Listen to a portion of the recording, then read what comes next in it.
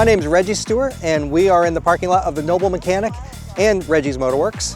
Between the two shops, we work on all makes and models. We do mechanical repairs, and today was our 18th annual open house. So Reggie's Motorworks has been in their location since 2011, and then that's a shop that focuses solely on European vehicles.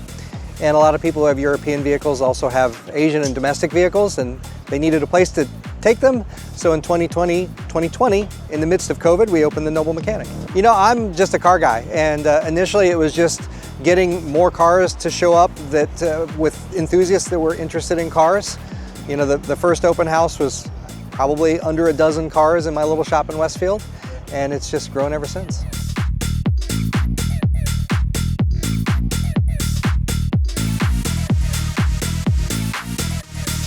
My name is Christina Trusty, and I am the director of Fueled for School, which is a children's meal program and summer lunch program here in Noblesville. Our objective is to meet the needs of food insecure youth in our community.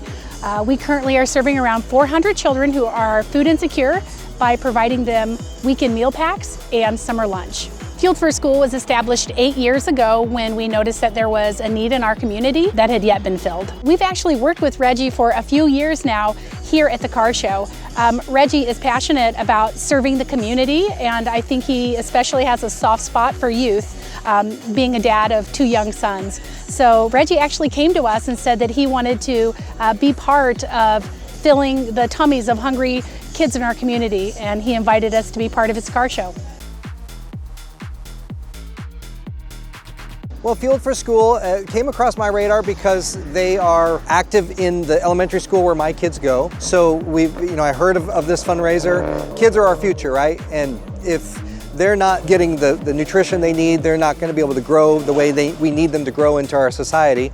So an organization that puts forth the effort to make sure kids have nourishment when they need it during tough times is I think, a cause that's noble and worth supporting.